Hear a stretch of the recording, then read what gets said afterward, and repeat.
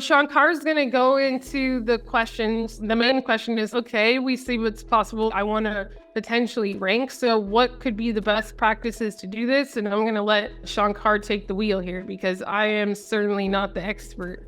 I will try to make this realistic. We can use all the tools and the data and dive deep, but that is not realistic for us.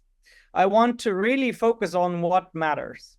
And before I go into showing you how exactly you should structure your next newsletter, let me tell you, years ago, it used to be the case that you could just manipulate individual articles on your website and then you would rank. And what has happened between now and then is something very important I want everyone to understand. Google and also OpenAI, make no mistake, all the tools that we use to find information, that is Google and artificial intelligence, for every person and every company, they have a little folder. And in that folder, there is a network of nodes that consists of all the information that is available about you and your company online. Now, that means that it is very important that what you put out there is congruent and paints a picture that sings in the same voice. In other words, your website should say the same thing as your LinkedIn profile, as your LinkedIn newsletters, as your YouTube videos, so on and so forth.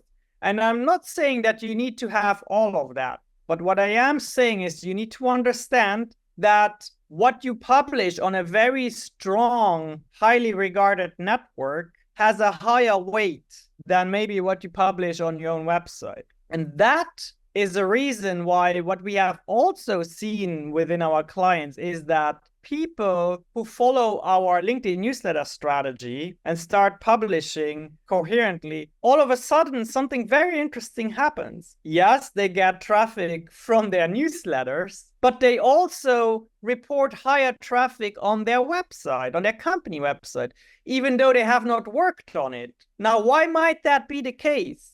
I can tell you, it's because of what I just explained to you. Google is looking for important signals that show that you are serious about what you're talking about.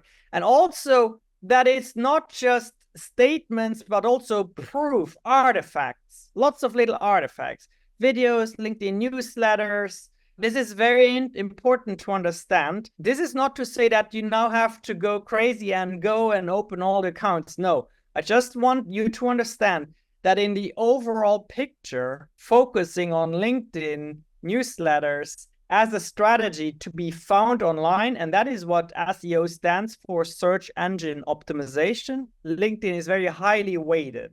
And the reason why Google is now looking at more contextual things around the person is because anyone could just be a bot and say they're an expert and then, lead people the wrong way. Unless you have the digital evidence, the artifacts to back up whatever you say you're an expert in, Google's not going to help you get to the top. And what Shankar is saying is the entirety of what you do in your personal brand, you grow your visibility, you get invited on podcasts, you get invited on speaking stages. Those little artifacts are like, oh yeah, this person is a true expert. So they're just more likely to show you at the top, all encompassing.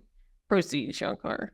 Now, a second big truth that I think is very important for you to understand. We look at our own behavior. We're talking about user intent when we perform searches. We, as business owners, ideally, we think we're in that ideal situation where someone says, I want to buy this. How can I buy this? And yes, that sometimes is the case, but the vast majority of searches is from people who want to avoid buying. When someone is online, you know what they want? They want to be entertained, they want to get something for free, or they want to find a solution for something. How do I fix this? How do I do this for me? When we create content, what we ideally want is intercept the person who wants to solve a problem, and we want to provide enough helpful information that they can take and run and be successful. Just like a lot of you on this call here, on this challenge, will take this information, implement it, and be successful. And some people will say, well, I don't have the time, or for whatever reason, I want to work with that person, that company, because they have already helped me so much with these tips. I believe that they can take me further if I engage with them. And that means that you need to simply, constantly answer the questions that your audience has. Shanee repeats that all the time. It's like a red line that goes, that goes through everything, right? You need to understand your audience. You need to know the problems. And that is how we're going to structure the LinkedIn newsletters. Just like last time, we're going to go through an example now. When it comes to LinkedIn newsletters, the way people read LinkedIn newsletters and also articles online in general is, of course, they search for the main topic, right? And then you have a bunch of results, and then people click results on the first page. And then what they first do is they skim the article. They don't just start right away at sentence number 1 and then go and work themselves to the end. Some people do who are really into it, but most people scroll, skim the article, see if they can find the section that is relevant to them, read that specific section, and if they like that, they either act on it or they say, okay, this section was good, now let me read the whole thing. And what Shankar is saying is so powerful. I talk to a lot of coaches, consultants, and if you're one and I say, well, what's a question that one of your clients would search, especially like right before they may be interested in buying, and you don't know, you're not paying enough attention. And I could tell you, you may just have to ask more questions. Whenever a client starts working with me, usually people will say, well, I found you on LinkedIn. Well, what does found mean? Were you on my feed? Were you searching? And then we'll eventually realize, oh, well, I found you because I went to Google and I searched how to go live on LinkedIn. The whole story changes, but that's important for me to know, because if I see that pattern, I'm like, oh, well, it just makes sense for us to create more content around going live because people are having this particular problem and we're helping them, and those particular people are becoming clients. So if you're not paying enough attention to how people find you, why they want to work with you, what was the kind of content that made them do so, then you don't know what to create. Or you may answer a question so far down in the sales cycle that you'll never convert. If I, for the next month, just posted why LinkedIn is important, why people should leave Instagram for LinkedIn, how to upload your LinkedIn profile picture, I'm going to attract people that are not my clients, because my clients already know LinkedIn's important. My clients don't spend time on Instagram. My clients already have an okay profile. They know the basics. I'm going to attract people that would be potentially clients in a year. A lot of you may be creating content in the beginning of a sales cycle. You're not answering the right questions for the right people that are ready to buy now. And this is something that I cannot stress this enough, but go ahead, Shankar. We're going through an example. You will understand exactly how we are going to structure the newsletter so that you actually make it as easily findable for the people that are trying to solve a problem initially without having to pay anyone, right? We should see my LinkedIn here, and then I'm going to my ChatGPT. Under my GPTs, the newsletter outlined by Growth Academy. You're going to get this. First, I'm going to click the button here, help me with my newsletter. And then we need to do some homework. We need to know 3 common client questions. I'm just going to assume you know those. Then you give it a keyword you want to target. You also want to tell it your target audience. Then it says, once I have this information, I can propose 5 newsletter topics with titles, H2 headers for structure, and appropriate call to actions. What is important here is to understand that the title is the main identification in terms of topic of how the search engine sees your newsletter. And then the H2 headers, and I will show you how that is done in the actual newsletter.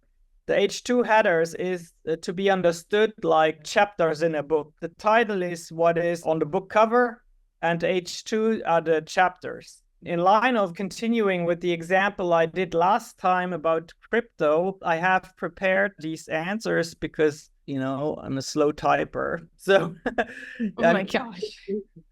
I'm pasting this in. Shankar's hilarious. I'm answering these questions, okay? 1, 2, 3. And it can be short, but if you want to give it more information, that's better. 3 questions I know people have. How do I buy my first crypto? Is it safe to do so? How can I spend my crypto? The keyword that I want to rank for is crypto. And then the target audience and the CTA, I tell it, I have a newsletter that is beginner friendly and want people to sign up for it. My target audience consists of people who are curious about crypto, but feel very intimidated because they hear too much negative news about it. All right, so I hit enter, and then let's see what we get. A server error. Beautiful. This is when you do things. Oh, that's hilarious. That's okay then. It just shows you all that we do this live and it happens. So just clicking regenerate works. Great. Thank you for the information. Based on your input, here are 5 proposed newsletter topics with titles. So I have my first title, your step-by-step guide to buying your first crypto safely. And then we have 3 H2s and even subsections there.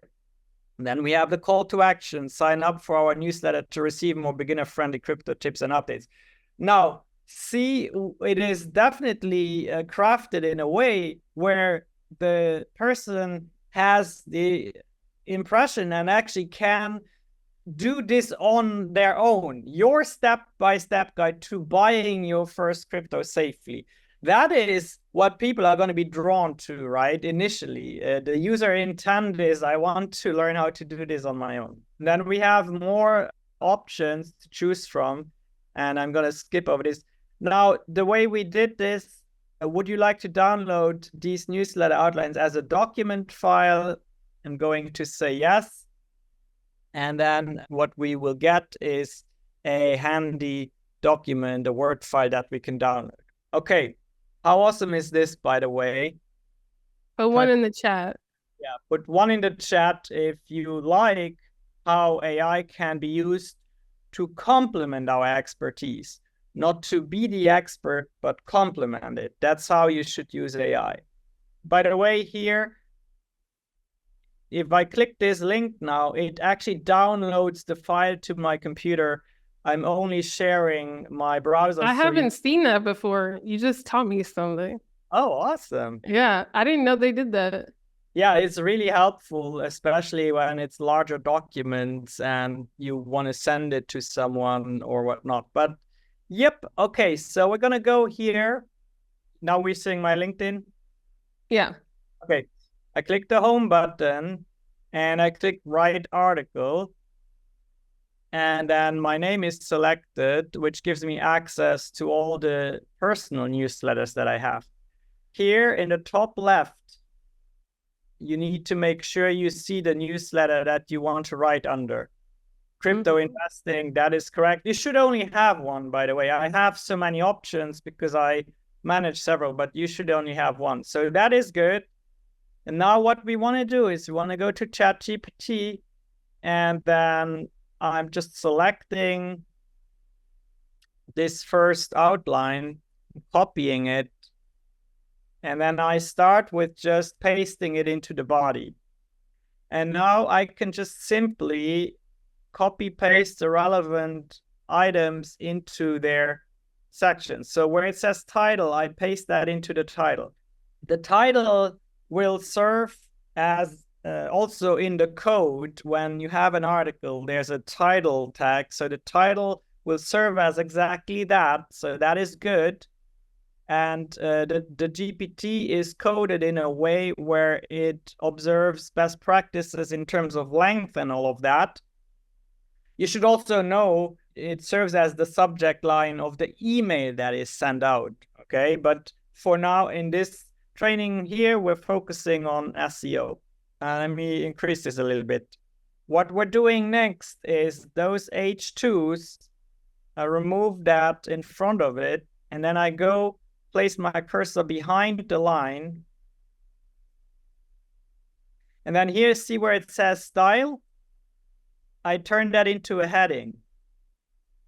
And then I do the same thing with the other H2.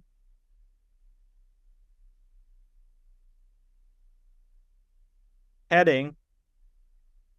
Okay. And then the call to action. Remember, there's another one, Shankar, choosing a reliable exchange.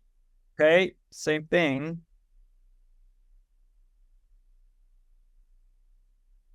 It already looks good. With the call to action, if it is a rather short newsletter, it can be only at the bottom, but remember to also include it at the top if it is a longer newsletter. This could be a longer one, so sometimes what I like to do is just I put 2 horizontal bars.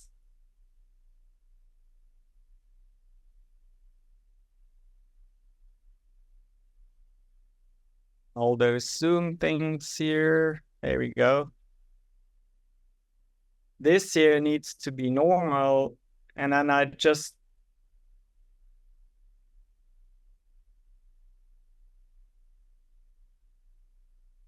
that was an H2, huh? Mm-hmm. Okay. And then, very important, you turn the entire sentence into a link. If you just choose 1 or 2 words, that sometimes gets overseen. So the entire sentence, I hope you just heard that, because a lot of people will have like this long article with a lot of information, and then it'll be like, click here, and the only hyperlinked word is like here, and nobody's going to see that. Okay, so now what you can do is you have 2 options.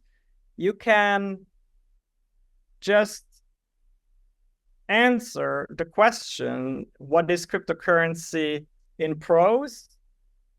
And you can do that for this and this question.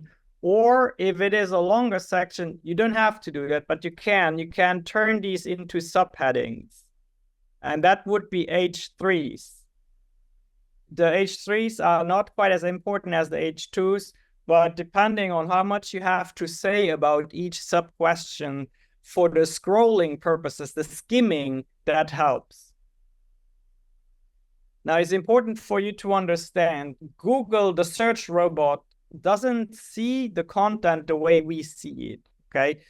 The way it sees it is by structure of authority and hierarchy.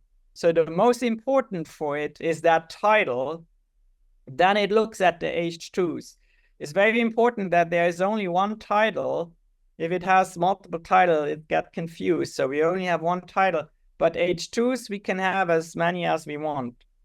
And then it makes combinations like that. For example, we have the keyword crypto safely in the main title, so that has a lot of weight. And then making your first purchase, since it is on the same page and it is clearly marked as an H2, it will know that that is related to purchasing crypto safely.